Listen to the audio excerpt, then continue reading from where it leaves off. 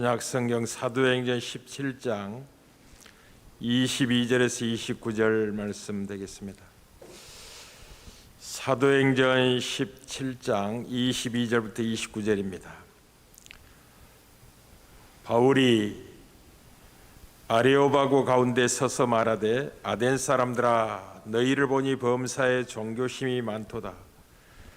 내가 두루다니며 너희가 이해하는 것들을 보다가 알지 못하는 신에게라고 색인단도 보았으니 그런즉 너희가 알지 못하고 이해하는 그것을 내가 너희에게 알게 하리라. 우주와 그 가운데 있는 만물을 지으신 하나님께서는 천지의 주제시니 손으로 지은 전에 계시지 아니하시고 또 무엇이 부족한 것처럼 사람의 손으로 섬김을 받으시는 것이 아니니 이는 만민에게 생명과 호흡과 만물을 친히 주시는 이심이라. 인류의 모든 족속을 한 혈통으로 만드사 온 땅에 살게 하시고 그들의 연대를 정하시며 거주의 경계를 한정하셨으니 이는 사람으로 혹 하나님을 더듬어 찾아 발견하게 하려 하심이로되 그는 우리 각 사람에게서 멀리 계시지 아니하도다. 우리가 그를 힘입어 살며 기도하며 존재하느니라. 너희 시인 중 어떤 사람들의 말과 같이 우리가 그의 소생이라 하니 이와 같이 하나님의 소생이 되었은즉 하나님을 금이나 은이나 돌에다 사람의 기술과 고안으로 새긴 것들과 같이 여길 것이 아니니라. 아멘. 기도할 수 있다는 게 더욱더 행복합니다. 기도는 하나님의 자녀가 누릴 수 있는 최고의 특권이기도 하고 행복이기도 합니다. 이 특권과 행복을 놓친다면 신앙의 큰 복을 잃어버린 것과 같을 것입니다. 기도는 편협한 우리들의 시선을 교정하기도 하고 하나님께서 이루고자 하는 큰 그림을 보게 하기도 하고 때로는 이리저리 흔들리는 갈대 같은 신세에서 빠져나와서 자기가 얼마나 존귀한 하나님의 자녀라는 사실을 보게 하는 것도 기도가 갖고 있는 속성입니다. 그러니 어려울수록 기도하셔야 됩니다. 힘들수록 기도하셔야 됩니다. 물론 형통할 때 기도하는 건 두말할 필요가 없겠습니다. 기도는 모든 상황을 역전시키시는 하나님의 일하심의 방법입니다. 그러니 스스로의 힘으로 극복할 수 없는 일을 만나거나 접했을 때는 하나님이 기도라는 이대한 수단을 우리에게 허락하셨으니 기도하면 상황이 바뀝니다. 성도는 기도하면 두려워할 것이 없습니다. 기도는 하나님의 능력을 끌어다 쓸 수 있는 효과적인 방법이기도 합니다. 참 놀랍죠?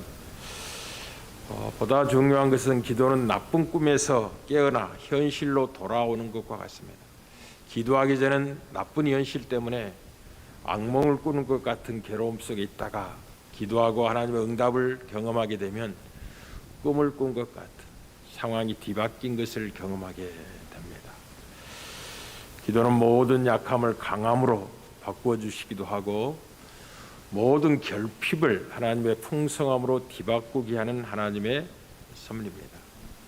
지혜 없는 자에게 지혜를 주신 하나님의 비밀이기도 합니다.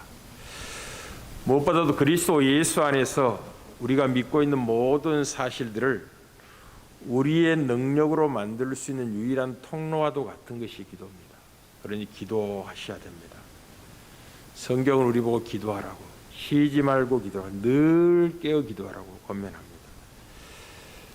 기도하는 것이 하나님을 영화롭게 하는 비밀입니다. 인간의 존재 목적이 하나님을 영화롭게 하고 그를 영원히 즐거워하게 하는 데 있는데 기도하지 않는다면 하나님을 영원하게 할 길이 없을 겁니다. 그렇다면 존재 목적을 살지 않겠다는 의지적 결단과 같은 어리석은 삶이 기도하지 않는 것입니다. 그러니 하나님을 간절히 찾고 부르짖는 밤이 되길 바랍니다. 특별히 코로나19는 우리에게 기도하라고 하나님의 은혜를 베푸시는 손길이기도 합니다. 우리는 사도 바울이 이 아데네스에 말씀을 전파하는 배경을 지난주에 살펴보았고 오늘은 그 말씀의 핵심의 한 부분을 우리가 살펴보고자 하는데 그 말씀의 증거가 대단히 논리적입니다. 먼저는 그들의 잘못된 신관을 바로잡는 것으로 시작합니다. 이 아덴 사람들이 우상을 범사에 종교심이 많도다라는 단순한 표현 속에서 알지 못하는 신에게까지 섬기려는 종교성을 드러내고 있는 그 이유, 우상을 섬길 이유가 무엇이냐면 만물을 지으신 하나님, 즉 천재 주신 하나님을 모르기 때문에 우상을 섬기는 겁니다. 그래서 사도 바울이 아덴 사람들아 너희를 보니 범사에 종교성이 많도다라고 이야기하면서 내가 두루 다니다가 너희가 이해하는 것을 보니 너희가 섬기고 있는 신을 보니 알지 못하는 신에게로 새긴 단에게도 섬기는 종교성이 있다. 그러니 내가 이제는 알지 못하는 너희들에게 어떤 분을 섬겨야 될지를 알게 하겠다라는 것으로부터 이제 하나님이 어떤 분이라는 것을 쭉 논리로 증언합니다. 우상 숭배의 이유는 잘못된 신관 때문에 우상을 섬기게 됩니다. 잘못된 신관이라는 것은 무엇이냐면 신이 있다면 능력과 힘이 있어서 어떤 강압적인 힘의 행사를 통해서라도 섬김을 받는 신이라는 오해 속에서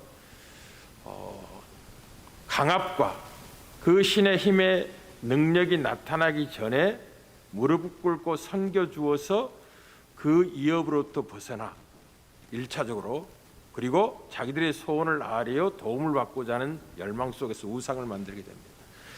그러나 우리가 섬기는 하나님은 사람의 손으로 지은 전에 있지 않냐고 무엇이 부족한 것 같아서 우리에게 섬김을 받으시는 신이 아니라는 걸 기억하셔야 됩니다. 하나님 우리를 섬기시는 분입니다. 놀랍습니다. 하나님 우리를 섬기시는 하나님이십니다. 그분은 창조주로서 손으로 지은 전에 계시지 않고 우리 멀리 계시지 않고 우리 가까이 계시면서 인간을 지은 목적을 친히 이루고 계신 하나님이십니다. 왜 하나님이 인간을 창조하셨느냐? 우리가 섬기는 하나님은 삼위일체 하나님이십니다. 한 하나님이 세 인격이 계셔서 서로가 서로에 대해서 한없는 기쁨을 누리고 계시며 서로 사랑하는 관계 속에서 완전한 기쁨과 완전한 사랑을 영원한 즐거움으로 누리고 계신 하나님이십니다. 그런데 이 완전한 기쁨과 완전한 사랑의 속성이 인간을 만들기 한 비밀입니다. 그 완전한 기쁨과 완전한 사랑이 어느 한 부분에서 결핍 있고 부족해서 인간을 만들어서 보충하려고 인간을 창조한 게 아니라 그 완전함이 기쁨과 사랑의 속성이 함께 기쁨과 사랑을 누릴 수 있는 존재에게 흘러가 누리게 하는 방식으로 인간을 창조하시는 겁니다. 하나님 안에 있는 기쁨과 사랑을 온전히 누릴 수 있는 대상을 하나님이 만드시는 거죠. 그게 기쁨과 사랑이 갖고 있는 속성이기 때문에 그래서 흘러가는 거죠. 그게 인간을 창조하신 목적입니다. 그러니 우리가 섬기는 하나님 무엇이 부족하신 분이 아니고 우리를 섬기기 위하여 친히 모든 것을 주시는 하나님이십니다. 1차적으로 만민에게 생명과 호흡에 필요한 만물을 주시는 하나님이시고 우리를 미와 같이 버려두지 않게 하여 어디에 살지 거주의 경계를 한정해 주실 뿐만 아니라 어느 때에 살지 그 시대까지도 정해 주시는 하나님이십니다. 만약 하나님이 우리가 어느 때 어느 나라에서 어디에서 태어날 것을 정해 주지 않는다면 태어난 인간은 미화처럼 우주에 떠돌게 될 겁니다. 그렇게 우리를 편드시고 살아가신 하나님이죠. 그렇게 하여 더듬어서라도 하나님을 찾아 경배하게 하시려고 함께 사랑을 나누게 하시려고 인간을 만드신 거죠. 그러나 죄가 이 모든 것들을 깨뜨리고 사람에게 미련함과 어리석임이 찾아와 하나님 아닌 우상을 섬기는 자로 떨어지게 된 것입니다. 하나님은 미물인 까마귀의 부르짖음에도 귀를 기울여 먹을 걸 주시는 하나님이실 뿐만 아니라 궁극적으로는 하나님의 아들 예수 그리스도를 친히 우리에게 내어주심으로 영원한 구원과 생명을 누리게 하신 아낌없이 주시는 하나님이십니다. 섬김을 받으신 하나님이야 섬기시는 하나님인 걸 기억하십시오. 이 사절 우리 주님이 이 땅에 오셔서 분명히 하셨죠. 인자가 온 것은 섬김을 받으려 함이 아니라 도리어 섬기려 하고 많은 사람의 대속물로 주려 하려 함이니라 라고 말씀을 하시죠. 우리는 욥기서 38장 41절에서 하나님이 욥에게 묻습니다. 까마귀 새끼가 하나님을 향하여 부르짖으며 먹을 것이 없어서 허우적거릴 때 그것을 위하여 먹이를 마련하신 이가 누구냐. 여러분에게 먹이를, 풍성한 먹거리를 주신 분이 하나님이십니다. 모든 육체에게 먹을 것을 주신 하나님께 감사할 줄 알아야 되는 거죠. 종국적으로는 영원한 생명과 복을 위해서 로마서 8장 32절이 증언한 것처럼 자기 아들을 아끼지 아니하시고 우리 모든 사람을 위하여 내주시니까 어찌 그 아들과 함께 모든 것을 우리에게 주시지 아니하겠느냐라고 말씀하시므로 이 비밀을 안다면 하나님께 감사하고 영광을 돌릴 수밖에 없을 것이다 라고 증언을 하는 거죠. 무엇보다도 인간이 얼마나 존귀하게 지음을 받은 존재라는 걸 잊지 말아야 됩니다. 하나님 우리를 지으실 때 하나님의 형상과 모양대로 존귀하게 지으셨다는 걸 기억하십시오.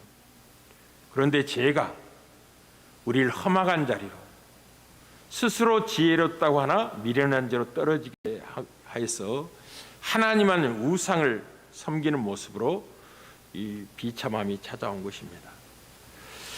죄라는 것은 무엇이냐면 하나님께 감사하고 영광 돌려야 될 인생들이 하나님께 감사하지도 않고 영화롭게 하지도 아니하고 오히려 금이나 은이나 돌에다가 사람의 기술로 고안해낸 방식으로 새긴 그 우상을 섬기는 자로 우리를 떨어뜨린 겁니다. 인간의 존귀함을 완벽하게 무너뜨린 것이 죄입니다.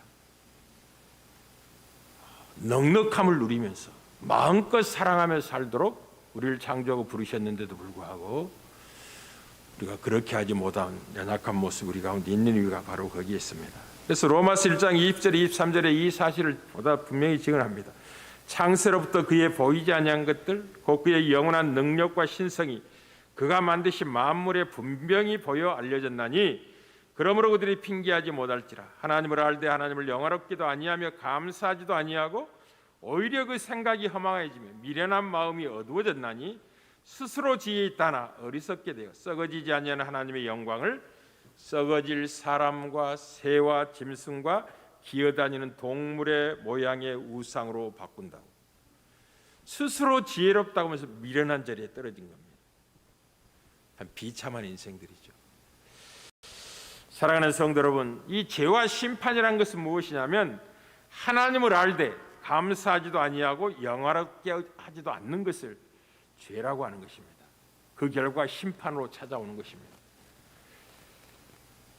이 하나님께 감사하지도 않고 영화롭게 하지도 않는 이것은 얼마나 중요하냐면 명목상으로는 그리스도인이라고 칭함을 받는다 할지라도 그 영혼이 하나님께 대한 감사와 영광을 목적하고 신앙생활을 하지 않는다면 실질적으로는 우상을 섬기는 자와 방불하다는 걸 잊지 말아야 됩니다.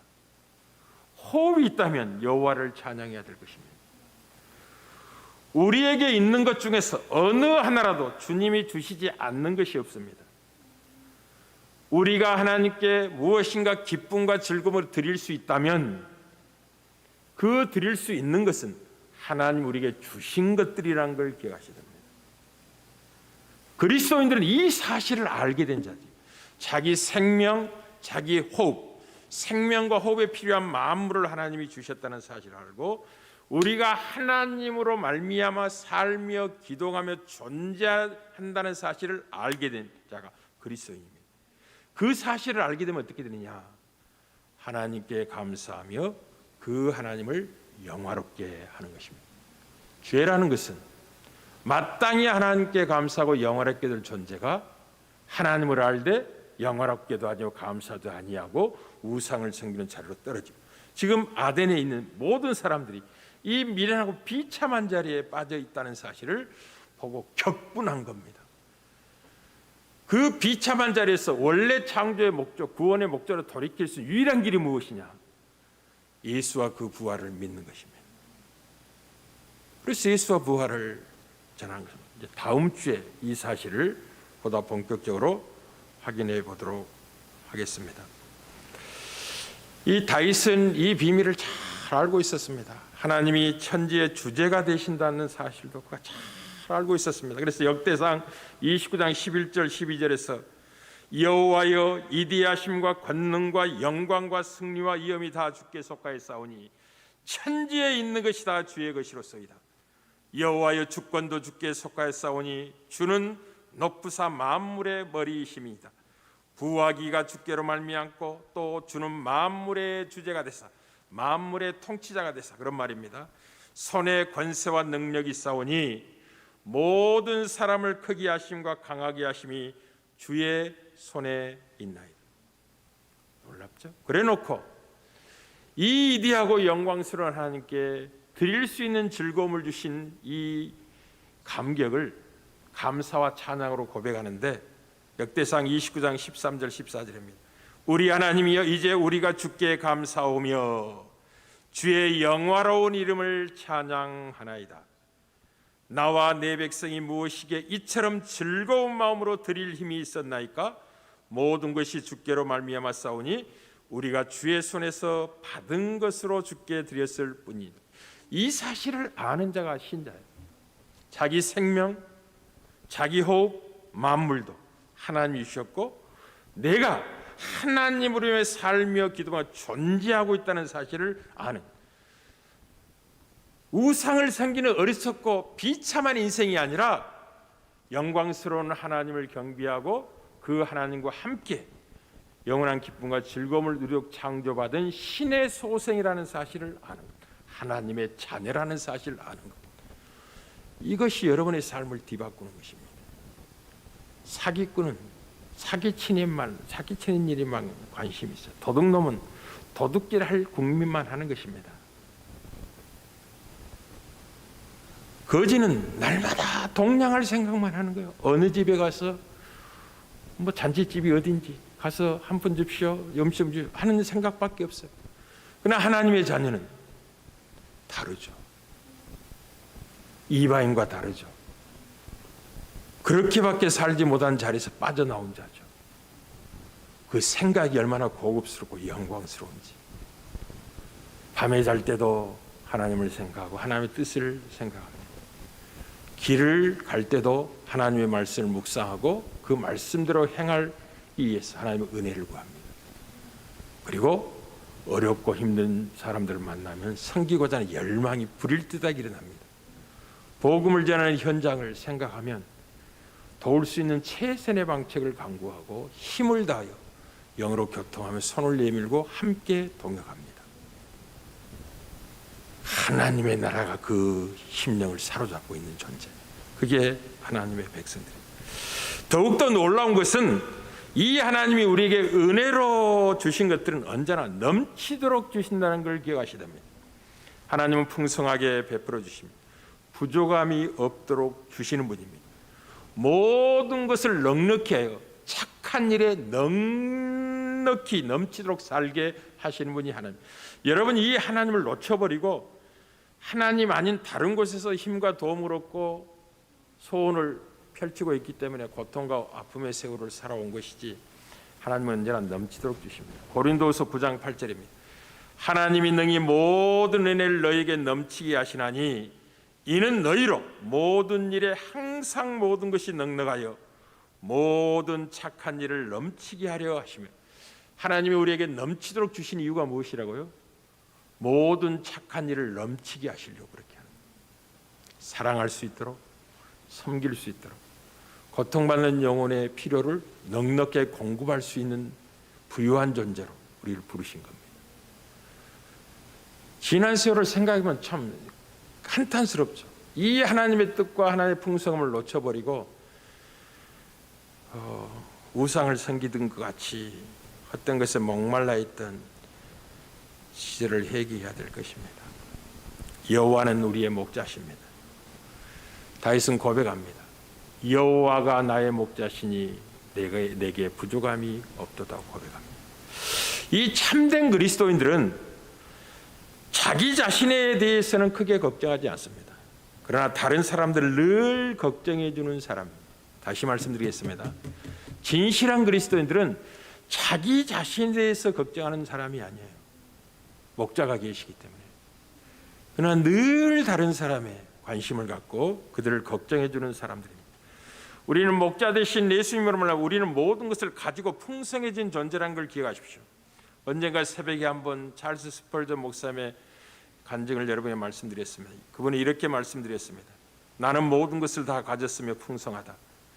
은행에 돈을 많이 넣어두었기 때문도 아니고 양식을 획득할 기술과 지혜를 가졌기 때문도 아니다. 오직 주님이 나의 목자이기 때문이다. 그게 시편 23편 1편의 풍성입니다. 주님이 목자라는 사실 한 가지가 자기의 모든 삶을 풍성하게 했다는 거죠. 근데 그 목자가 누구를 여호와라 이름하신 분이고 여러분을 위해서 목숨을 내어주신 선한 목자입니다. 자기 목숨을 내어주신 그 하나님 무엇이 아까워서 우리의 필요를 공급하지 않고 인도하지 않겠습니까? 사랑하는 성도 여러분, 자신이 고백하는 것을 실제적으로 믿으셔야 됩니다.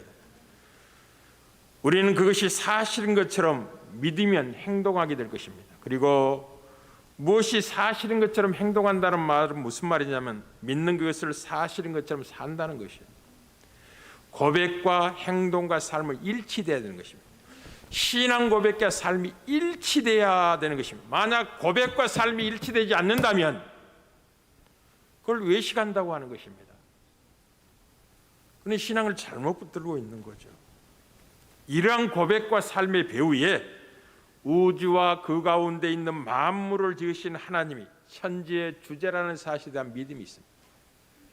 우주와 만물을 지으신 그 하나님, 천지의 진정한 통치자, 주인으로서 자기 백성에게 넘치도록 주시는 분일 뿐만 아니라 영원한 생명까지 주시기 위하여 다음 주에 살펴보겠지만 예수를 주시기까지 우리에게 주시는 하나님이십니다. 여호와 하나님은 우리의 목자입니다. 주님은 선한 목자입니다. 우리는 그의 양입니다. 양들의 필요를 풍성하게 주시는 분이라는 믿음을 분명하게 갖고 있어야 됩니다. 그게 여러분에게 부족함이 없게 만듭니다. 새벽에 언제인가 우리 새벽에 나온 분들에게 하나님의 말씀은 실존 자체라고 말씀드렸습니다. 여러분이 하나님의 말씀을 사람의 말로 받지 않고 하나님의 말씀으로 받는다면 그 말씀이 여러분의 삶을 이끌어가고 주장합니다. 여러분의 삶을 빚어갑니다. 하나님의 말씀은 관념이 아니고 개념이 아니고 실제적인 하나님의 일하심입니다. 놀랍죠? 자신의 생명까지 주신 선한 목자가 오늘 본문이 사도 바울이 증언하고 싶어하는 하나님이십니다. 너희는 범사에 종교식이 많도다. 너희가 이해하는 새긴다는 것 같다. 이해한다는 걸 섬긴다 그 말이에요. 너희가 섬기기 위해서 알지 못하는 신이라고 새긴 단도 만들어 놓고 신이 있다면 경배 받으세요. 섬겨드리겠습니다. 그러니 재앙을 만나지 않게 하시고 내 작은 소원을 들어주십시오 하는 종교성으로 우상을 만들고 섬기고 있는 거죠. 그러나 우리가 섬기는 하나님은 섬기시는 하나님이십니다. 친히 생명과 호흡과 만물을 주시는 분이고 우리는 그 하나님으로 삶이 그동안 존재하는 인생들이고 우리가 얼마나 존귀한 자냐? 그 하나님의 자녀라 부름받는 인생입니다. 이런 고귀한 자가 금이나 은혜나 돌에나 새긴 사람이 고안해낸 그 작품 앞에 무릎 꿇고 경배한다는 게 말이 되겠느냐? 있을 수 없는 일이라는 거죠. 이렇게 이대하신 하나님의 소생들이, 자녀들이 어떻게 우상을 섬기는 게 합당하겠느냐? 그렇게 해서는 안 된다라고 증언하는 데까지 오늘 우리가 살폈습니다. 사랑하는 성도 여러분, 신자가 저와 여러분이 무엇인가 근심하는 것은 여러분 자신 때문이 아니라는 걸 기억하십시오. 저는 제 자신에 대해서 한 번도 근심해 본 적이 없습니다. 왜? 제 생명의 주인이 하나님이시고 제가 주께로 돌아갈 것이기 때문에 그렇습니다. 제가 제 건강 때문에 걱정하고 염려할 것 같으면 전혀 그렇지 않습니다. 저는 오래전에 깊이 하나님의 은혜를 경험했습니다. 무슨 말이냐면 건강하다면 무한히 감사할 일입니다. 참 감사할 일입니다. 건강한 게 얼마나 좋은 일인지 몰라요. 그러나 연약하다면 찬양할 일이라는 사실을 알았습니다. 연약한 게 찬양할 일이에요? 물론 괴롭고 아프죠. 그 연약함을 극복하여 하나님의 도움을 구하지 않는다는 말이 아니라 보다 궁극적으로는 나의 연약함이 주님 만날 날이 가까워왔음에 대한 두드러진 증언이기 때문에 주여 찬양할 수 있습니다. 감사할 수 있는 자리에 들어서게 된 거죠. 사랑하는 성도 여러분, 우리가 근심하는 것은 자신 때문이 아닙니다. 섬겨야 될 백성들이 있기 때문에 근심하는 겁니다. 우리는 세상 근심하는 사람이 아니라 거룩한 근심을 하는 사람들입니다. 하나님의 나라를 위해서, 하나님의 백성들 위해서 섬김을 받아야 될 백성들이 우리 곁에 있고, 하나님의 뜻대로 살아야 될 거룩한 백성들이 그 뜻을 이해하지 못하고 발견하지 못하고 헛된 길로 방황하는 그 모습 때문에 아파하고 근심하며 바르게 세우려고 힘쓰고 애쓰는 존재가 우리들이지, 우리 자신 때문에, 세상의 염려 때문에 근심하는 존재가 아니라는 걸 기억하십시오. 이러한 모든 사실을 안다면 아무것도 염려하지 마십시오. 어떻게 해야 되느냐? 오직 기도와 간구로 하나님께 감사함으로 아뢰십시오. 여러분의 기도에 감사함이 배이게 하십시오. 놀랍습니다. 기도 속에는 감사가 있는 것입니다.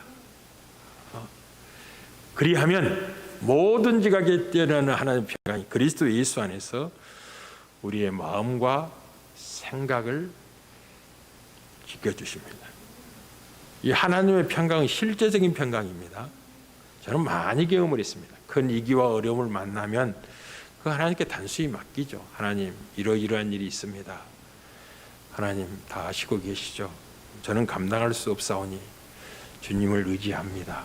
하면 하나님의 평강이 사방을 두릅니다. 그러면 비난과 조소와 적의 화살과 온갖 공격도 이 하나님의 평강이라는 둘러진치고 있는 하나님의 보호하심 앞에 뚝뚝뚝뚝 나에게 오기 전에 다 떨어집니다.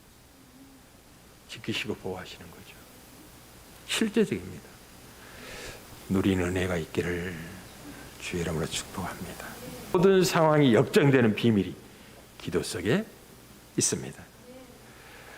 꿈꾸는 것 같은 이 현실이 우리 앞에 놓여 있다는 걸 기도를 통해서 확인합시다. 특별히 중보기도 해야 될 시간이기 때문에 이 사실을 모르고 마땅히 기도하러 와 있어야 될 자들이 기도하러 안 있어요. 참 안타깝죠. 그분들 위해서 기도하세요. 스스로의 힘으로는 빠져나올 수 없는 웅덩이에 빠져 있기 때문에 건져줘야 되는 거죠. 주 아버지 하나님,